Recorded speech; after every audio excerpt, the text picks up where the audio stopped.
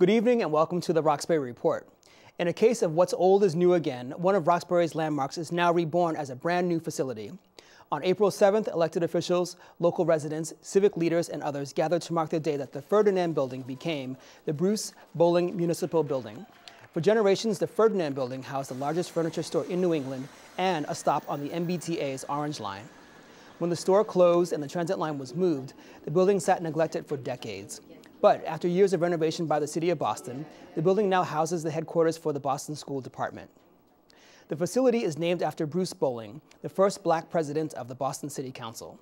During his 12 years on the council, Bowling advocated for economic opportunities for women, people of color, and small business owners.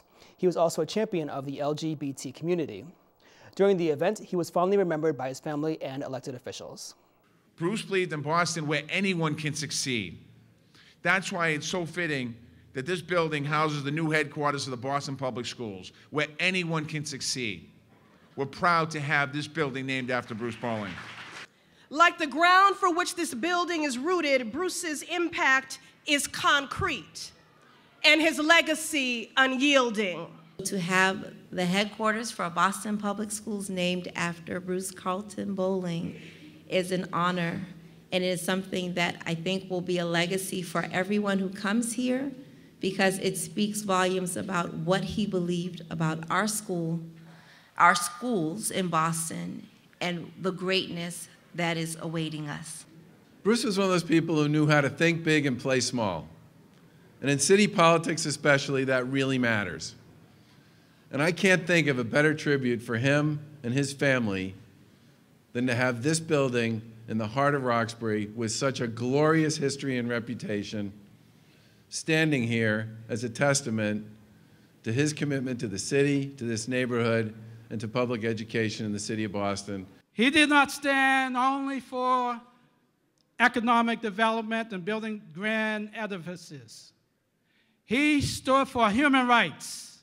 He stood for justice. He fought for political, economic, and social and cultural inclusion. So if we do any less, we will betray the memory of my friend, my brother, Bruce Carlton Bowling, Sr.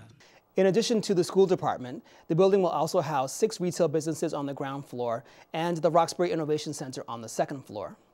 A ribbon cutting, which officially opens the building, will take place on Saturday, April 25th at 12:30 p.m. The next community meeting to discuss the Boston 2024 Olympic bid takes place in Roxbury in just 2 weeks. On the city's website, Mayor Walsh states that the meetings are part of a long process to meet with residents and solicit feedback from our many diverse neighborhoods as we move forward in our quest to host the 2024 Summer Olympics. Recent reports from some other community meetings, however, indicate that it may be a long quest to gain public support for the Games. Last week, a Bay State Banner article noted that residents around Franklin Park would prefer improved park maintenance instead of new Olympic structures. Franklin Park is the potential location of equestrian events and the decathlon. WBUR also released the results of a poll showing that support for the Boston Olympics dropped from 51% in January to 36% in March. Whether you support or oppose the Olympic bid, you'll have a chance to voice your opinion at the upcoming meeting. It will take place on April 28th at 6:30 p.m.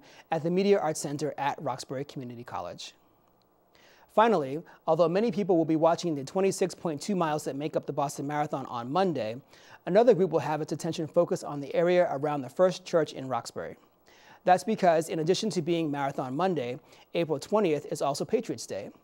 Each year, the Roxbury Collaborative marks the holiday with a full morning of activities, including a buffet breakfast, a reenactment of William Dawes' Ride, and a free trolley tour of historic sites in Roxbury.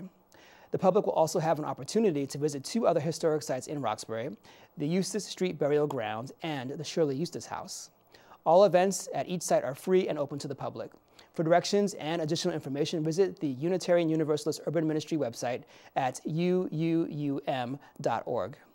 That's it for tonight's Roxbury Report. Chris, back to you.